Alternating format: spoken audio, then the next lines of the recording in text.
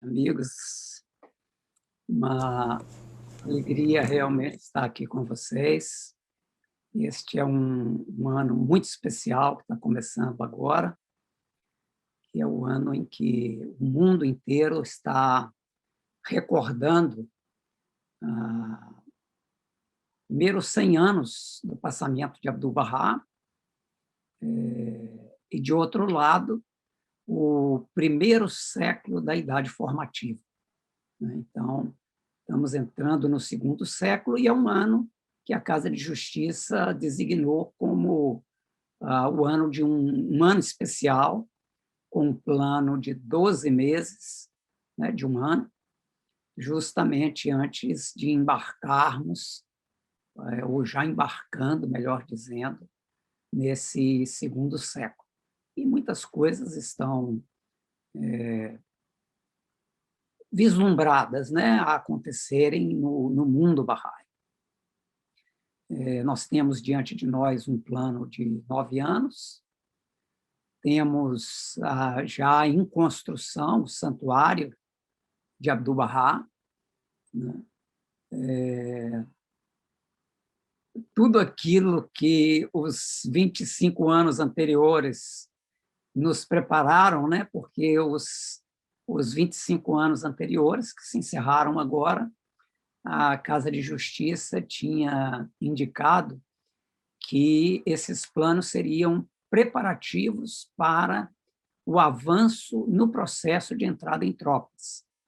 Então, tudo que se estabeleceu através do mundo, né, todo esse padrão, novo padrão de crescimento, todos esses processos, estão colocando uma base, né, em direção a essa entrada em grandes números, que, no nosso caso, no Brasil, e até de alguns dos amigos que estão aqui hoje, é uma, vamos dizer assim, é uma meta que todos nós, de alguma maneira, estamos perseguindo, né? No sentido de vislumbrar, poder ter alguns vislumbres de como que será isso. Eu me recordo que lá nos idos de 77, em um único dia nós tivemos, né, 500 declarações, 500 ingressos de novos barrais aqui na Bahia. E, nos anos anteriores, os relatos também falavam de entradas de grandes números, mas a gente tinha algumas debilidades, que era justamente o processo de consolidação, né? E tudo que se estabeleceu no mundo nesses 25 anos é justamente colocando essa base. Então, é possível que estejamos entrando agora num novo estágio em que esses grandes números poderão adentrar com um processo concomitante de consolidação muito mais sólido, né? E, como previsto, né, não só de adultos, mas de crianças que viram pré-jovens, que viram jovens e adultos, né, e toda uma sequência natural de um processo educativo com base em muitos agrupamentos, especialmente no nível das vizinhanças. Bom, nessa celebração dos 100 anos do passamento de Abdu'l-Bahá, naturalmente o mundo inteiro está procurando, e eu creio que nós aqui também, quais são esses vínculos que nos ligam mais diretamente com o mestre.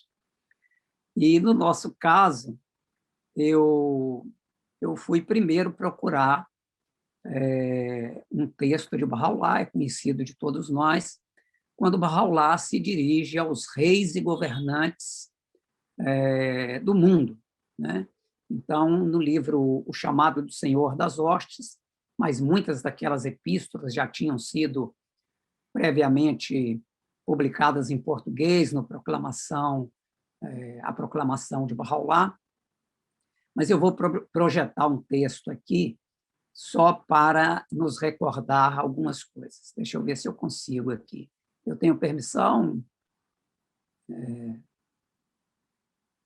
Sim, sim. Deixa eu ver aqui.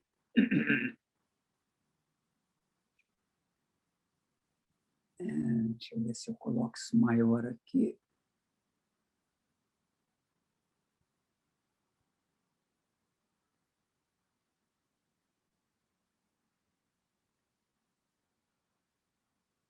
Não vai dar para aumentar muito, não.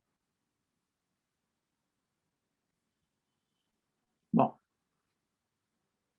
então, na lista dos mais destacados, né, receptores daquelas epístolas de Bahá'u'lláh estavam o imperador Napoleão III, né, o Papa Pio IX,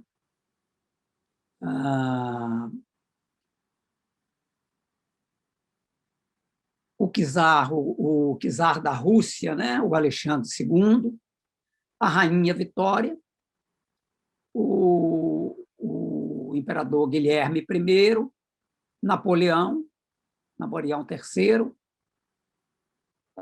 o rei da Alemanha, né, que era o Francisco José, que era, na verdade, era o austro-húngaro, perdão, herdeiro, né, do Santo Império Romano, o Abdul Aziz, que era do Império Otomano. Vocês vão me ajudando aí. O Nasseridin Shah, tá certo? Mas a todos esses imperadores, eu coloquei aqui a fotografia de alguns, Bahá'u'lláh se dirigiu a eles em uma linguagem bastante dura, no sentido de fazendo advertências caso eles não respondessem ao chamado do Senhor das Hostes, e, inclusive, basicamente, profetizando o que iria acontecer com cada um deles. Mas, diferente da linguagem utilizada com os governantes, os maiores governantes do mundo, Bahá'u'lláh se dirigiu também aos governantes das Américas, dando um mandato diferente. E aqui, no caso, eu creio que estamos o Brasil contemplado, né? Alguém... Bom, eu não posso pedir ninguém para ler, porque eu acho que está todo mundo sem microfone. É isso? Então, eu mesmo vou ler aqui, mas se tiver, a gente pode compartilhar. Dá para o pessoal ler, sim. Pronto. Então, só para não ficar uma fala única, talvez alguns dos presentes, um dos presentes pode ler. Posso ler, Gabriel? Quer que eu leia? Posso ler esse? Ótimo. Ângela, então. Aos governantes das Américas, ó Assembleia de Governantes, prestai ouvidos ao que emanou do alvorecer da grandeza. Verdadeiramente, não há outro Deus senão Ele, eu, o Senhor da expressão, onisciente. Com as mãos da justiça restaurai os alquebrados, e com o bastão dos mandamentos de vosso Senhor, o ordenador, o sapientíssimo, esmagai o opressor que viceja. Bahá'u'lláh, em Kitab Taz. Então, veja que no Kitab Actas, Bahá'u'lláh, na verdade, dá um mandato aos governantes das Américas diferente daquilo que ele, inclusive da linguagem que ele se dirigiu aos demais governantes, né, dos mais poderosos de sua época. Aqui Bahá'u'lláh, então, está dizendo que com as mãos da justiça restaurai os alquebrados, né? Então, os pobres, os oprimidos, né, os injustiçados, e com o bastão dos mandamentos de vosso Senhor, esmagai o opressor que viceja.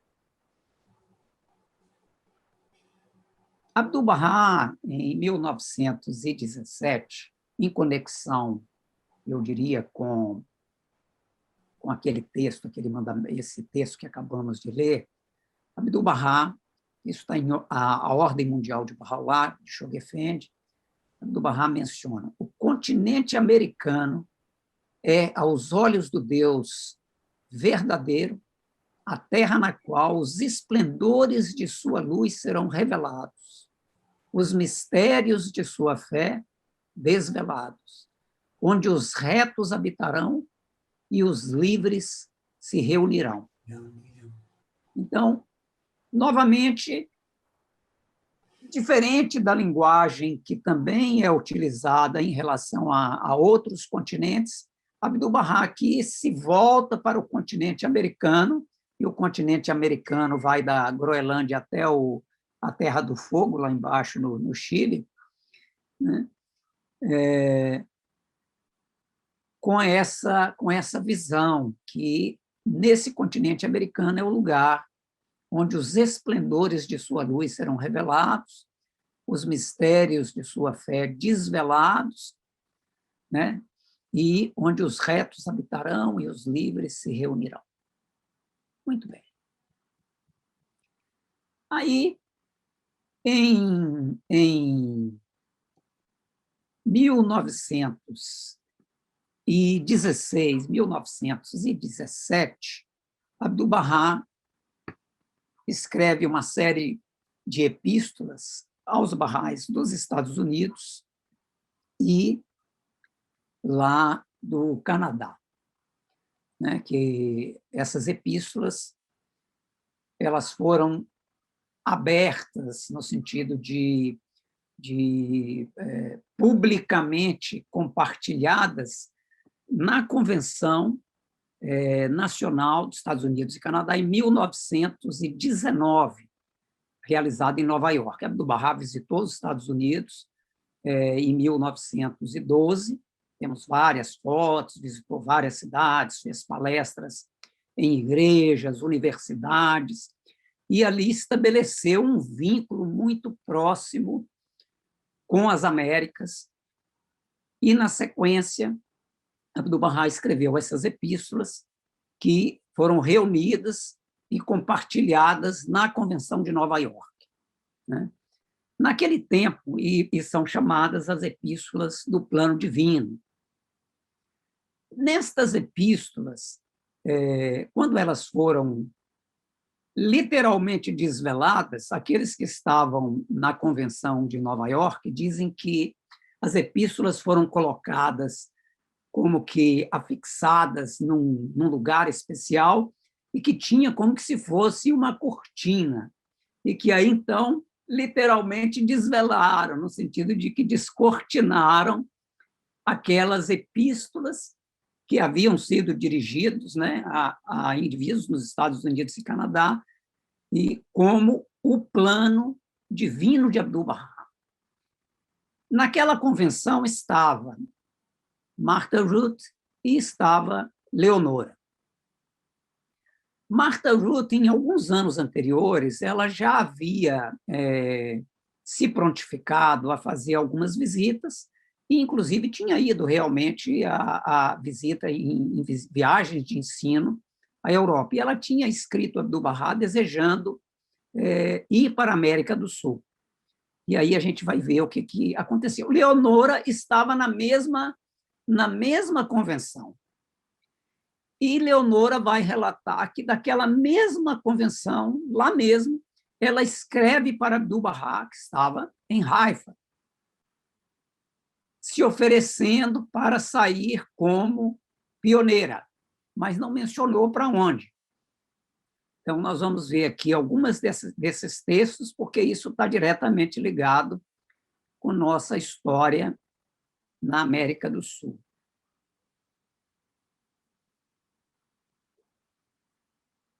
Eu acho que eu vou ter que pular aqui um pouquinho, depois a gente volta no slide. Então, em 14 de julho de 1919, em sua preparação de ensino para a América do Sul, Martha Ruth escreveu a Abdu'l-Bahá. Ela já tinha dito que ela queria vir para Abdu'l-Bahá. Abdu'l-Bahá, já, na verdade, nas epístolas do plano divino, tinha feito menção à necessidade de que as repúblicas das Américas, né, e nomeou cada uma delas, incluindo o Brasil, e, além de mencionar o Brasil, Abdu'l-Bahá, em duas daquelas epístolas, ele menciona a cidade da Bahia. Pádua está com o microfone aberto, poderia ler aqui as duas referências. Igualmente a cidade da Bahia? Isso, então, Essa é de uma epístola datada de 8 de abril de 1916. Nessa epístola, Abdu'l-Bahá menciona o Brasil e dá destaque à cidade da Bahia. Você pode ver o que está em azul. Sim. Igualmente, a cidade da Bahia, situada na costa leste do Brasil, devido ao fato de ser conhecida por este nome há algum tempo, sua eficácia será muito potente.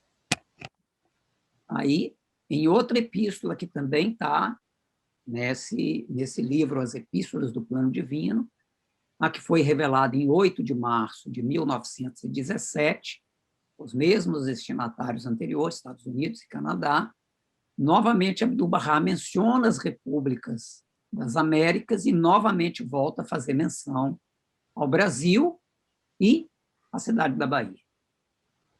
Visitai especialmente a cidade da Bahia, na costa oriental do Brasil. Em anos passados, esta cidade foi batizada pelo nome de Bahia, e isto foi, sem dúvida, através da inspiração do Espírito Santo. Então, é interessante porque pouquíssimas foram as cidades mencionadas por Abdu'l-Bahá em todas as epístolas do Plano Divino. Basicamente, ele citou Los Angeles, citou Chicago, mas fazendo referência às visitas que ele tinha feito naquelas cidades, e no caso de Chicago, falando da cidade de Chicago como local, nos arredores de Chicago, onde seria construído o Mashiru Lascar, o templo Bahá'í, o templo-mãe do Ocidente. Mas a única cidade mencionada em todo o continente americano, no sentido de visita especial, foi a cidade da Bahia, no Brasil, e Abdu'l-Bahá explica, diz que, devido ao fato que ela foi conhecida por esse nome há algum tempo, sua eficácia será muito potente. Eficácia, eu botei uma notinha aqui embaixo, normalmente está relacionado com efetividade, com êxito, com eficiência, poder, energia, nesse sentido. E ele dizendo que visitai porque essa cidade foi batizada com o nome Bahia. Quando a mão da causa de Deus deixa eu me recordar aqui o nome dele, nos anos 50, o senhor Valiolá Vargar esteve no Brasil, ele, então, esteve na Bahia, e aí ele fez algumas referências que eu botei aqui. Ele diz que a vinculação do nome Bahia com a causa se refere ao fato de que Bahá é o nome de Bahá'u'lláh, que em árabe significa luz, glória, esplendor. E Bahriê, ou Bahia, no idioma árabe, é o feminino de Bahá, significando cheia de luz, de glória e de esplendor. A vinculação, portanto, do nome dessa cidade com aquela fonte de luz do mundo é motivo de grande alegria, honra e exaltação para essa cidade, podendo ela vir a alcançar tão elevada posição potencialmente a ela destinada. Ou seja, existe, então, uma promessa que está em potencial a ser cumprido. É como que, como quando se fala de potencial, eu me recordo Abdu'l-Bahá falando, por exemplo, da vela, que potencialmente a vela contém a luz, mas precisa de ser acesa. Ok. Voltamos a Martha Ruth. Então, Martha Ruth escreveu a Abdu'l-Bahá na carta dizendo que ela queria vir à América do Sul e pediu que ela pudesse se tornar um canal puro através do qual pudesse as melodias divinas fluir através dela. Muito bem. Martha Ruth partiu de Nova York em 22 de julho de 1919, fez um contorno em toda a América do Sul, passou pelo Brasil, Uruguai, Argentina, Chile, Peru, Panamá, Cuba e retornou aos Estados Unidos.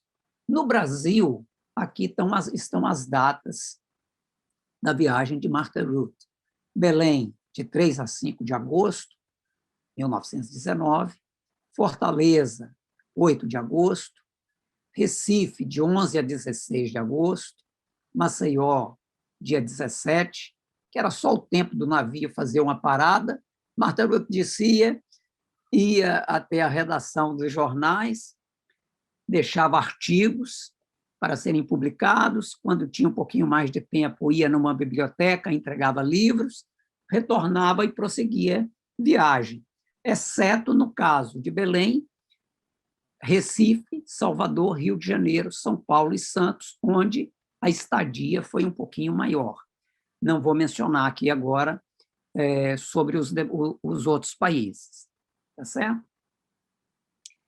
Bom, ao longo da viagem, Martha Ruth começou a escrever relatórios para Abdu'l-Bahá da viagem, ia mandando. Tá certo? Então, ela ia mandando cartas para Abdu'l-Bahá, relatando os diferentes contatos das pessoas com quem ela se escreveu.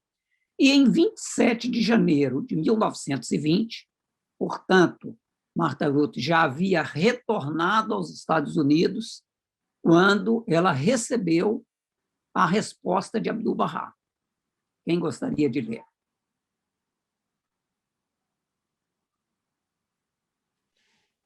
Gabriel, eu posso ler agora que meu microfone está funcionando. Ótimo, maravilha, maravilha.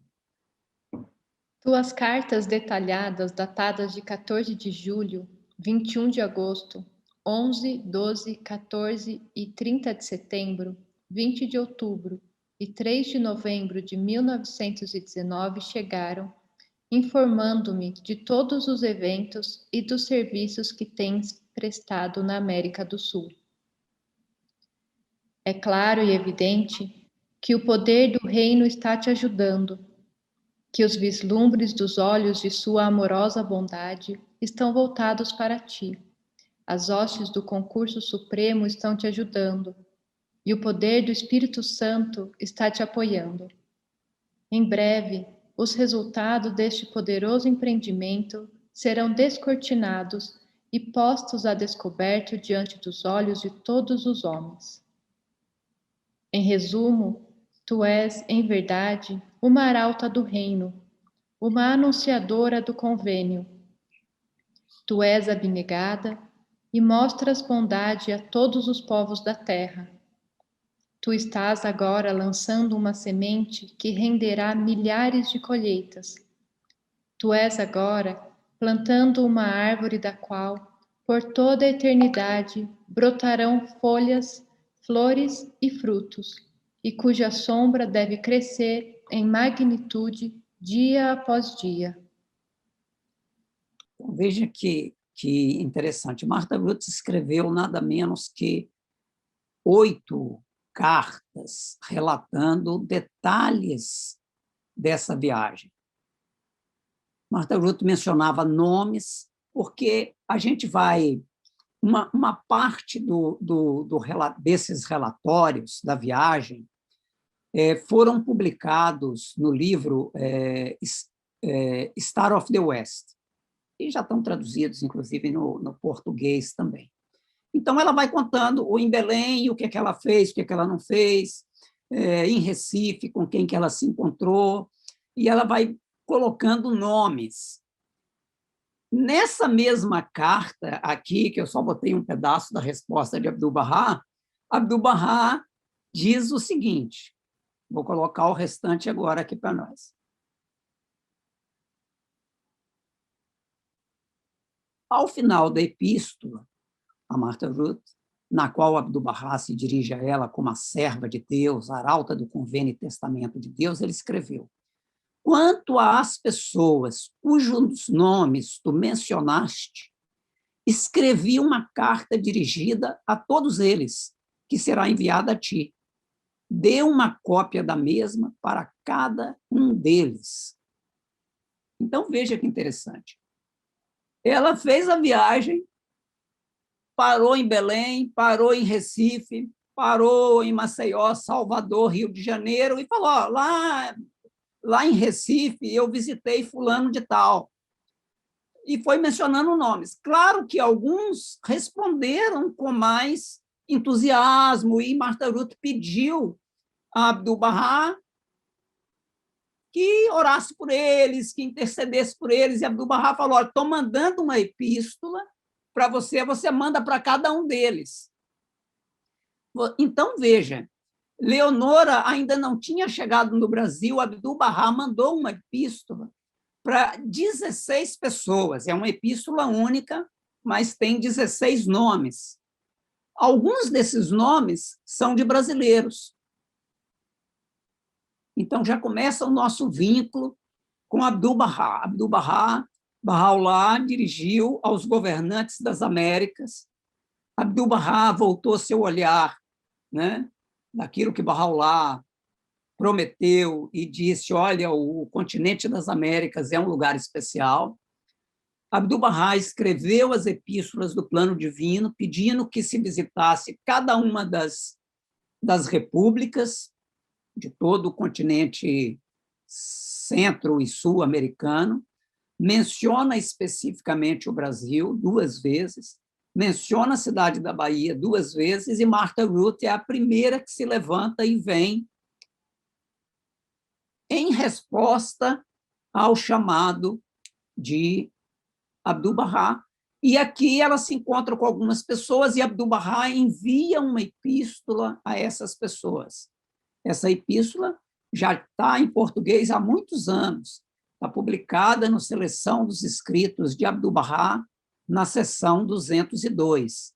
A única coisa que a gente não sabia é que esta epístola estava dirigida a algumas pessoas, dentre eles, alguns brasileiros. Quem eram essas pessoas? Vamos lá.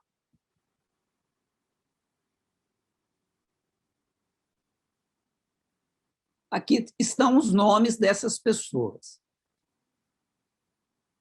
Capitão Rasmussen, Muhammad Pará, Miss Helen Henderson, senhor o Mr. Miguel Shelley, Sister, irmã de Miguel Shelley, senhora Berta Thomas, senhora Vegas, senhor Assad Bisharat, doutor Darling, senhor Fernandes, Guido Nusch et Santos, doutor Vermins Vargas, senhora Hersch, Arnoldo ou Arnuro Mendonça, senhorita Carolina Araiani e Américo ou Enrico Kampfer. Então, nas cartas de Martha Ruth, foi possível identificar um bom número desses nomes aqui. A gente tem aqui algumas fotografias. Tem um que eu deveria ter colocado, mas não coloquei. Me esqueci. Então, esse capitão Rasmussen, na verdade, era um capitão mesmo, que estava viajando, não era o capitão do navio, mas estava viajando de Nova York para o Brasil. Muhammad em persa significa advogado. Pará, Muhammad Pará. Aqui são algumas, a gente vai ter aqui agora algumas imaginações, tá certo? Não tem uma confirmação exata. Mas o único advogado Pará que Martha Ruth menciona é que, quando ela chegou em Belém, ela foi na redação dos jornais e lá ninguém falava inglês. Até que entrou um advogado, que era o advogado mais conhecido de Belém, segundo ela, e que, inclusive, trabalhava para a companhia de navios e também para o próprio jornal. Então, é o único lugar nos relatórios de Martha Ruth onde aparece advogado do Pará, porque ela não menciona o nome. Mas o Centro Mundial, quando estava tratando de nos ajudar na identificação de nomes, por exemplo, vocês viram aqui Guido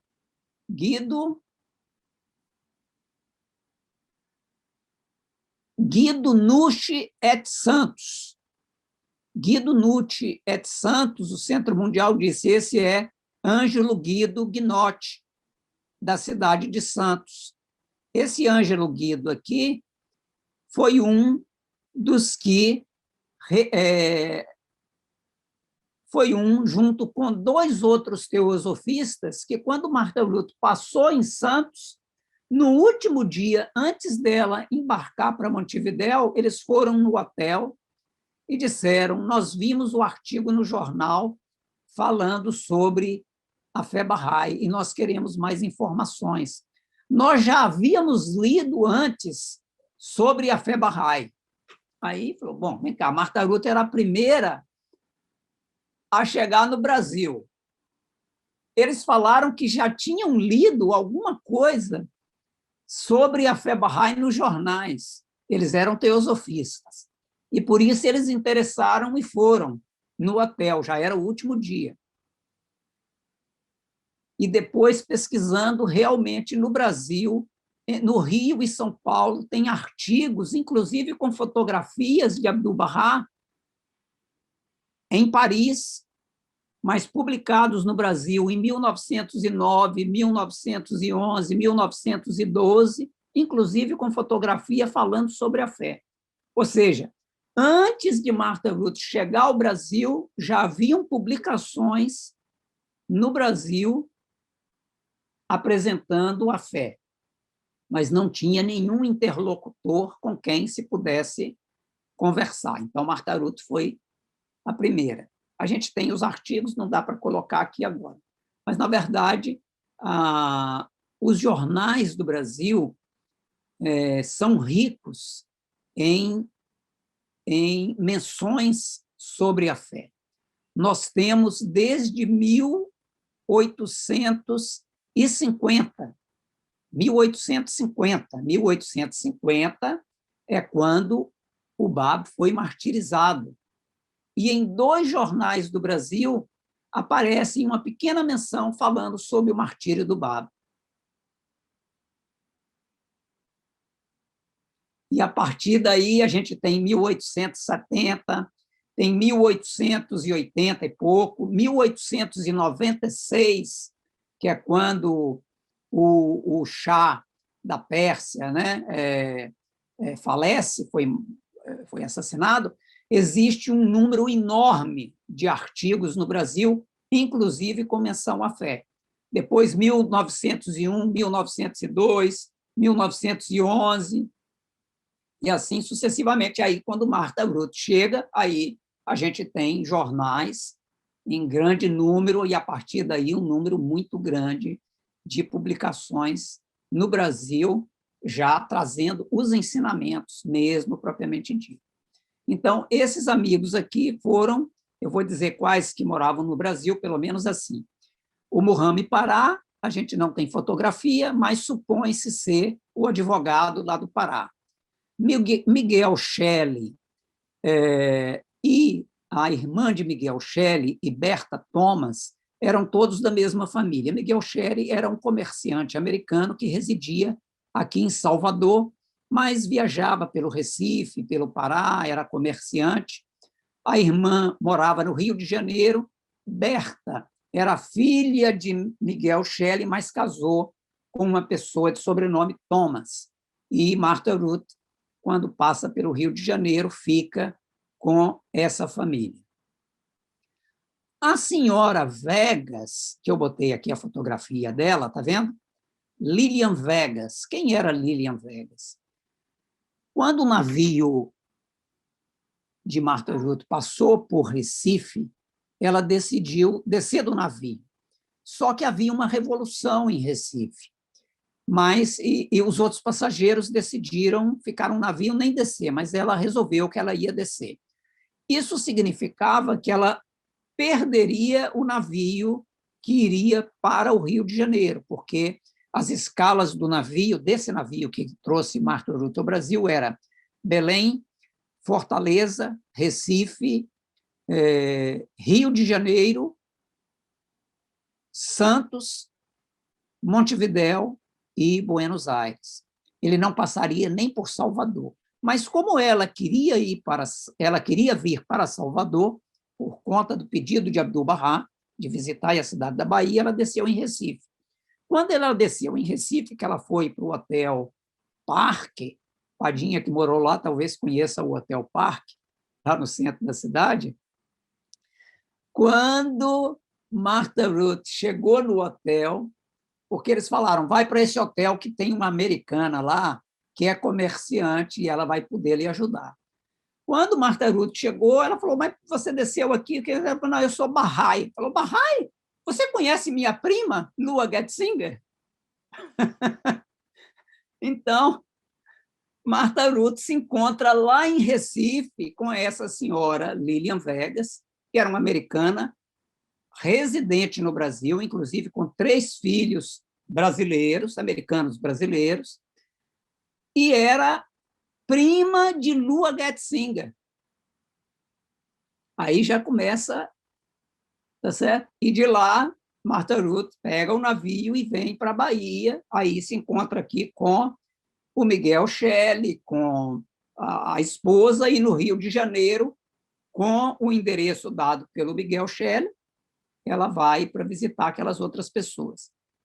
Outro aqui da lista... Epa! Agora eu não sei onde é que eu fui, peraí. Outro dessa lista, esse Assad Bisharat é um advogado sírio-libanês que ela encontra em São Paulo, mas a gente não conseguiu nenhuma referência específica dele, porque também São Paulo o que mais tinha era esse nome Assad Bisharat naquela época. Dr. Darling, que é esse senhor aqui, Samuel Darling, ele era um americano, pesquisador da Fundação Rockefeller. Ele foi quem iniciou a Faculdade de Saúde Pública, lá na USP, e ele, então, recebe a visita de Martha Ruth. Aqui está a fotografia dele, ele morreu em 1925, poucos anos depois, já lá pelo Egito, alguma coisa. O senhor Fernandes, que é esse aqui, senhor Couto Fernandes, era um teosofista... Como? Como? Bom, o senhor Couto Fernandes era um teosofista do Rio de Janeiro, que abre também as portas não só para Martha Ruth, mas posteriormente para Leonora. Dr. Vermes Vargas, na verdade, era um médico peruano, residente no Peru, inclusive se tornou Bahá'í, mas o nome dele não é Vermes, não. Eu esqueci o primeiro nome dele, mas ele, a esposa, essa Mrs. Resch era uma artista europeia, residente na Europa, também se declara Bahá'í, e os outros são viajantes que acompanharam Martha Ruth na viagem desde Valparaíso até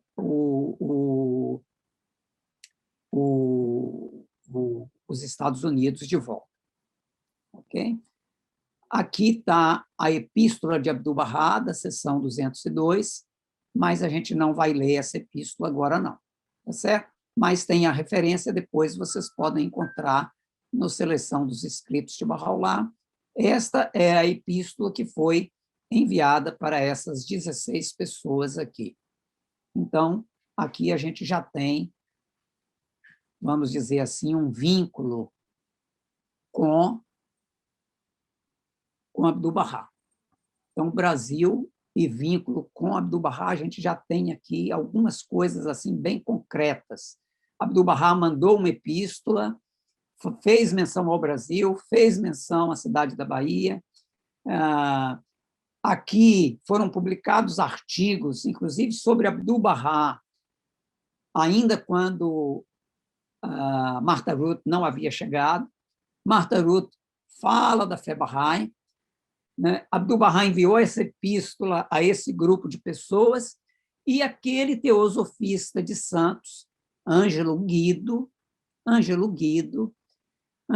foi... Martha Ruth voltou para os Estados Unidos e eles começaram a escrever e receber cartas de diversos barrais nos Estados Unidos. E Ângelo Guido escreveu uma carta para Martha Ruth dizendo o seguinte: olha, mande alguém para vir nos educar aqui. Nessa altura do campeonato, Leonora, vocês se recordam que Leonora escreveu uma carta para Abdu'l-Bahá enquanto ela estava na Convenção de Nova York? 1919. Estava Martha Ruth e estava Leonora. Imediatamente depois da convenção, 1919, Martha Ruth veio para o Brasil, fez toda essa viagem que a gente viu aqui agora. Não estamos falando da Argentina nem nada. E Leonora escreveu para Abdu'l-Bahá, dizendo que ela queria sair para Pioneira. Esses contatos teosofistas de Santos foram os primeiros a traduzir literatura no Brasil. Eles traduziram um livretinho pequeno que tinha um número 9 na frente, era um livreto muito conhecido lá nos Estados Unidos, chamava Little Ben.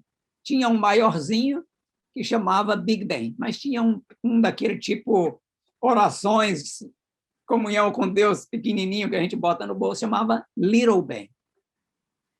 Martha Ruth trouxe alguns livretos daqueles e compartilhou com eles. Só teve com eles uma única vez, naquela noite antes dela viajar para Montevidéu. E eles falaram: nós vamos traduzir esse material e vamos publicar. Eles traduziram e publicaram 5.000 exemplares daquele livretinho em português chamado Little Ben, que era o número 9, que era uma apresentação dos escritos barrais. E escreveram para ela dizendo: mande alguém que possa vir para nos educar. Martha Ruth estava animando Leonora a ir para a Argentina, porque a resposta dos amigos na Argentina durante a passagem de Martha Ruth foi assim magnífica. Eram reuniões todos os dias, muitos artigos nos jornais, houve esses amigos que se declararam barrais, mas o Ângelo Guido, com o Carlos Kerr e o Luiz Nofé, que eram 3 teosofistas de lá, estavam dizendo: manda alguém para nos ajudar. E eles já tinham traduzido e publicado 5.000 livretinhos em português. Então, Martha Ruth falou: eu estava animando você para ir para a Argentina, mas acho melhor você ir para o Brasil. E aí Leonora, então, vem para o Brasil. Ok? Mas vamos ver aqui 2 cartas. Então, aqui é a Leonora, porque na carta, enquanto Leonora ainda estava nos Estados Unidos, a resposta da carta de Abdu'l-Bahá para ela foi o seguinte. Quem gostaria de ler? Veja que isso ainda é 1919. Leonora veio ao Brasil em 1921, chegou aqui no dia 1º de fevereiro.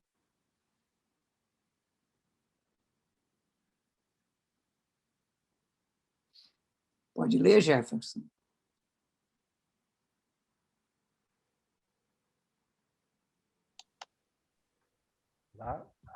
Aca, Palestina, 26 de julho de 1919. A serva de Deus, Leonora Asplin, Cambridge,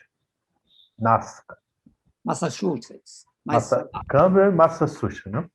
Sobre ela esteja Baha'u'llah Yafá. Ele é Deus. Ó tu que és crente em Deus, tua carta foi recebida, tu expressaste teu grande desejo de estar a serviço do linear divino e curar o enfermo com a divina panaceia. O enfermo afligido pela paixão e pelo ego. Minha esperança é que tu possas tornar-te uma médica espiritual. Sobre ti estejas Bahá Yafá. Assinado Abdu'l-Bahá Abbas. Aqui vocês veem, eu botei uma reticência aqui, porque eu encurtei um pouquinho a epístola de Abdu'l-Bahá, tá? Só para a gente ter a referência. Então, ela escreveu lá na Convenção de Nova York, Abdu'l-Bahá respondeu para ela, dizendo, olha, meu desejo para você é que tu possa se tornar uma médica espiritual, né, para curar com a panaceia divina o enfermo afligido pela paixão e pelo ego. Bom, Leonora veio para o Brasil, aqui está o Ângelo Guido, essa primeira foto aqui.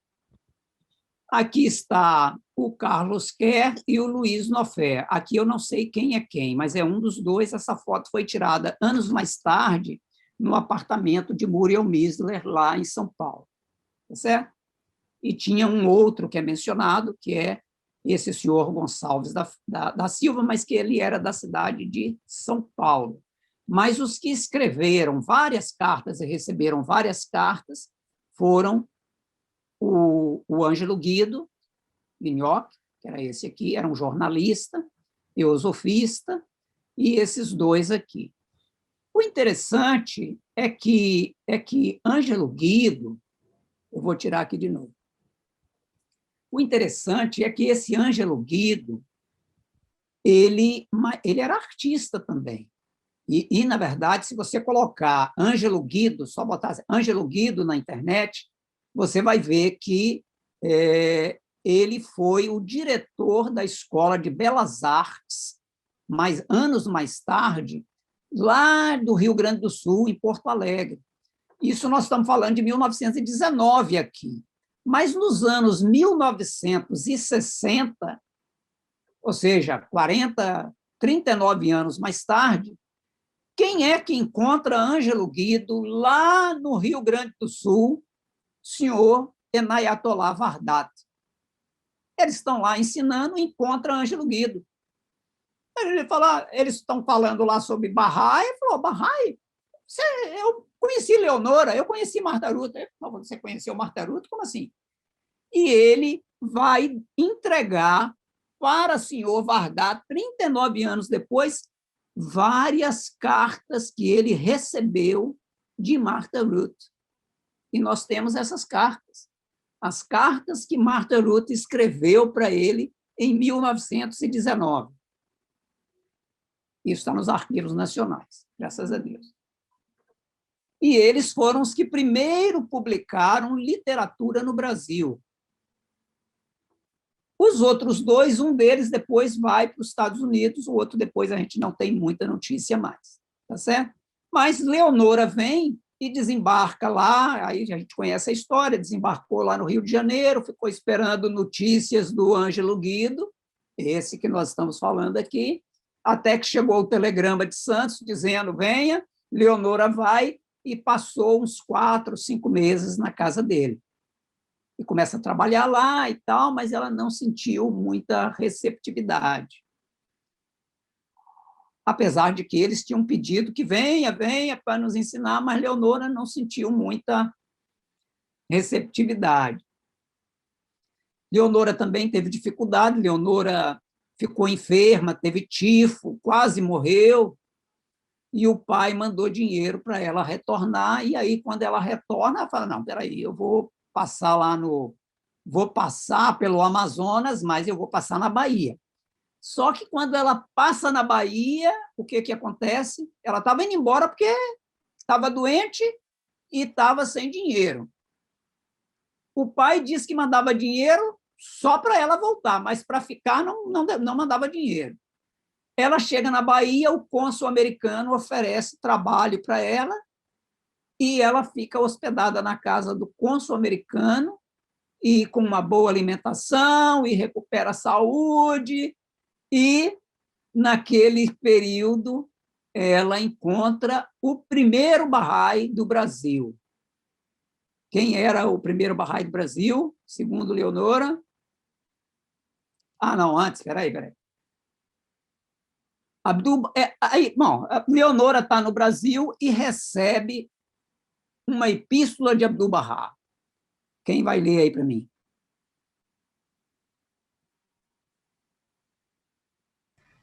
Goli. Agora você foi maldoso, hein? Está aqui a carta, está aqui a carta. Vai, Goli, vai, Goli. Eu leio. Brasil, A serva de Deus, Leonora Stalin Rosen. Ok, só um minutinho. Veja que no envelope só estava assim, Leonora Stirling Rosapple, Brasil. Sim, Brasil.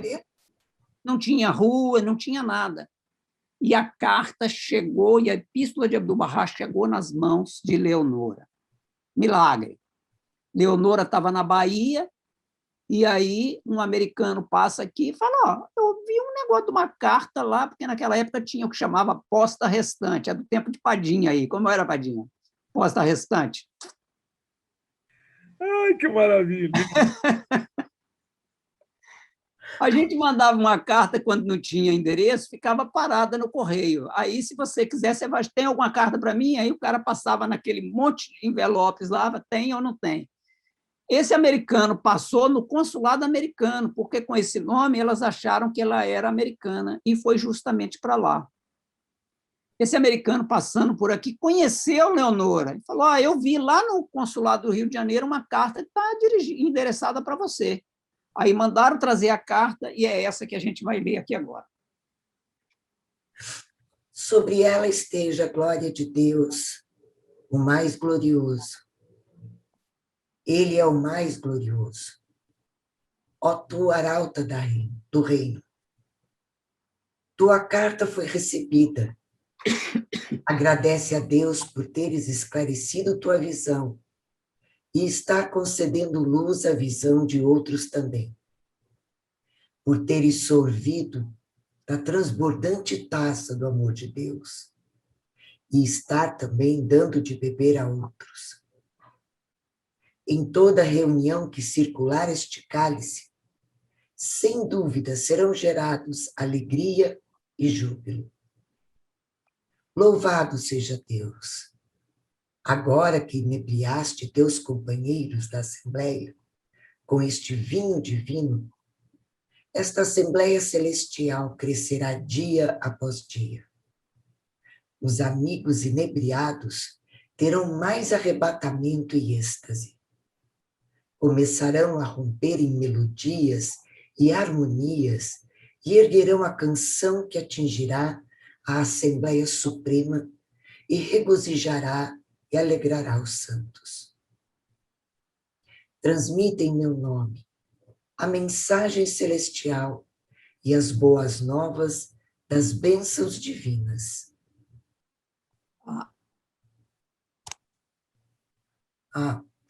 Divinas Aida, Enz, Elze Papa, senhor e senhora Guido Gnocchi, Annie House, Esther MacLean, Mary e Sean, e dize-lhes que a entrada nesta causa divina é acompanhada de honra imperecível e soberania eterna. Sobre ti e sobre eles esteja a glória de Apó. Assinado Abdu'l-Bahá Abbas, 1º de junho de 1921, Bardi, túmulo sagrado da abençoada beleza. Então, aqui Abdu'l-Bahá manda, Leonora escreveu novamente Abdu'l-Bahá, falando que já tinha chegado ao Brasil, e ele manda uma carta, manda inclusive alguns nomes para ele, né? Aida Enes e Elze Papa foram as duas pessoas que, durante a viagem de Nova York para o Rio de Janeiro, uma delas, as duas, ajudaram Leonora, inclusive, a aprender as primeiras palavras em português. E a Aida Enes, que era uma jovem que foi estudar nos Estados Unidos e estava voltando, é quem acompanhou Leonora durante 2 semanas no Rio de Janeiro, inclusive procurando hotel para Leonora, porque era durante carnaval, nenhum hotel queria dar hospedagem para Leonora, porque não era comum uma mulher viajar sozinha. Ela não falava o idioma, e a Aida Enes ajuda ela a encontrar hospedagem no hotel dos estrangeiros, e, inclusive, começa a procurar algum aluno para que Leonora pudesse ensinar inglês, porque o dinheiro de Leonora estava terminando e ela não estava recebendo resposta de Ângelo Guido, lá de Santos. O senhor e senhora Guido estão aqui. Esses outros 3 nomes não foi possível identificar quem são. Mas eu queria trazer o destaque para uma coisa importantíssima aqui. O que Abdu'l-Bahá está dizendo aqui? Talvez Jorge possa ler esse pedaço aqui para nós. Agora que tu inebriaste... Agora que inebriaste teus companheiros da Assembleia com este vinho divino, esta Assembleia Celestial crescerá dia após dia. Os amigos inebriados terão mais arrebatamento e êxtase. Começarão a romper em melodias e harmonias e erguerão a canção que atingirá a Assembleia Suprema e regozijará e alegrará os santos.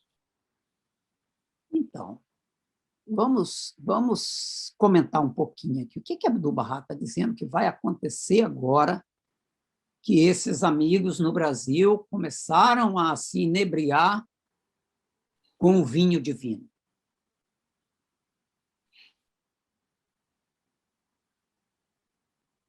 Essa Assembleia crescerá dia após dia, continua crescendo. Os amigos inebriados terão mais arrebatamento e êxtase. O que mais? Cadê os músicos aí?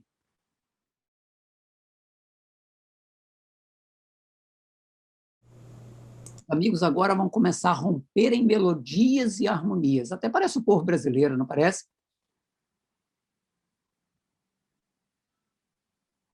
E erguerão a canção que atingirá a Assembleia Suprema e regozijará e alegrará os santos. Para mim, me parece que Abdu'l-Bahá escolheu mesmo o Brasil para dizer isso.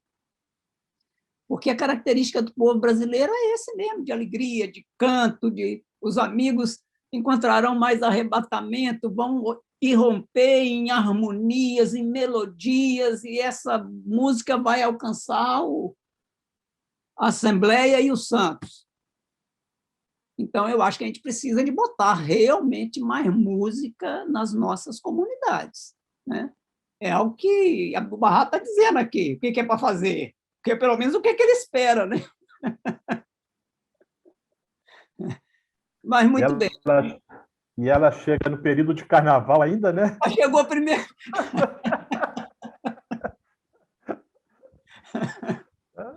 É isso mesmo. Tá certíssimo. Tá certíssimo. Bom, aí na Bahia eu falei lá do primeiro, né, do primeiro Bahá'í, né? Como era... Aí, bom, a Bahia tem muita coisa, mas vamos ler só esse pedaço aqui. Ó. O primeiro Bahá'í era... Quem que pode ler aqui? Esse aqui.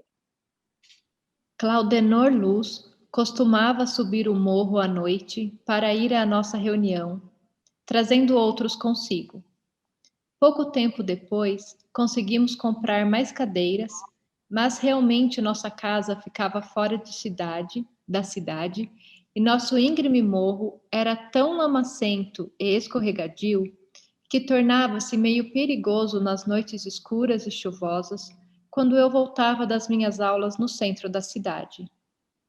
Assim, tão logo a situação financeira permitiu, mudamo-nos para o centro, alugando todo o segundo andar do prédio na Rua Chile, número 21, a principal rua da Cidade Alta, e, portanto, a melhor localização para reuniões barrais. Claudenor imediatamente mandou confeccionar uma placa com as palavras Sede Bahá'í, em letras grandes, e esta, estendendo-se de um lado ao outro na frente do segundo andar do prédio, atraiu considerável atenção. Então, o primeiro Bahá'í, considerado, era Claudenor Luz. Tudo a ver, né?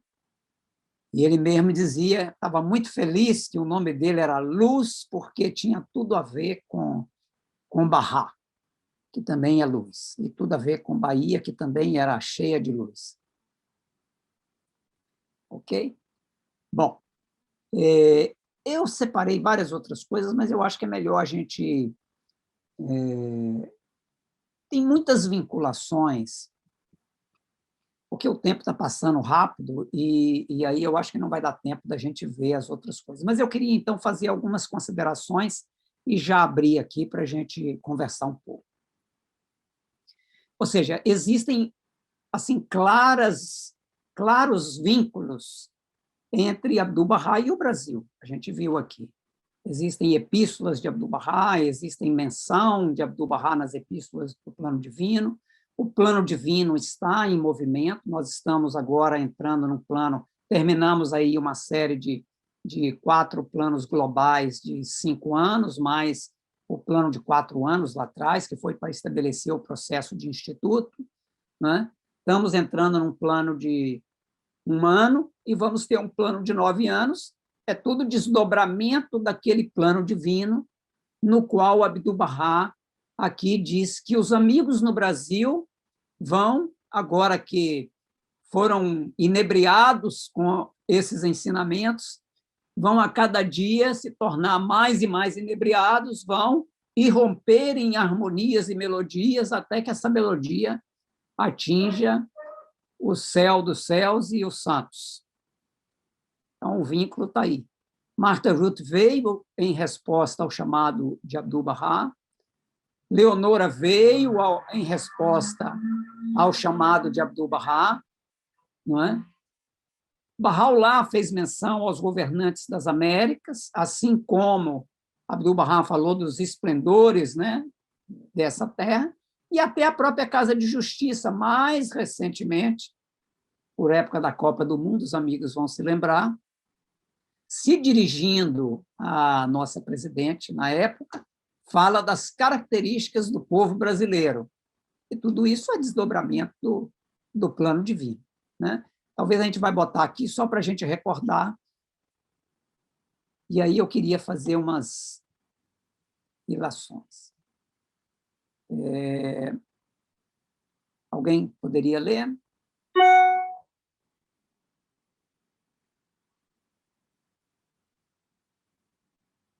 Quer que eu leia, Gabriel? Pode, por favor, Jorge. É da Casa de Justiça. Da Casa de Justiça sobre o Brasil. A humanidade está hoje unida em uma civilização global. À medida que o mundo avança em sua evolução orgânica, que ele reflita neste momento sobre as muitas qualidades admiravelmente encarnadas pelo povo brasileiro. O caminho da paz exige corações abertos, uma paixão pelo progresso, energia criativa sem limites, grande resiliência, uma força que surge da diversidade e mentes iluminadas pelo espírito da época e inspiradas pela busca da justiça. Os povos do mundo são como flores diversificadas em um esplêndido jardim.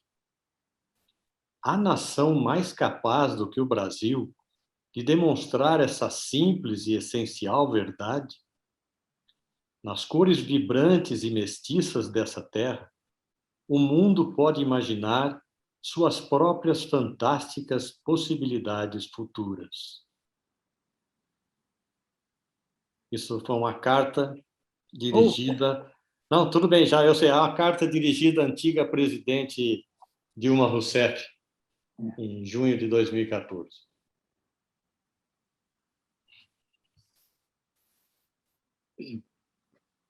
Então, eu sei que a gente não costuma, no dia a dia, imaginar que existe um vínculo direto, né? Assim, nesse formato, mas existem coisas bem interessantes que a gente poderia estar refletindo.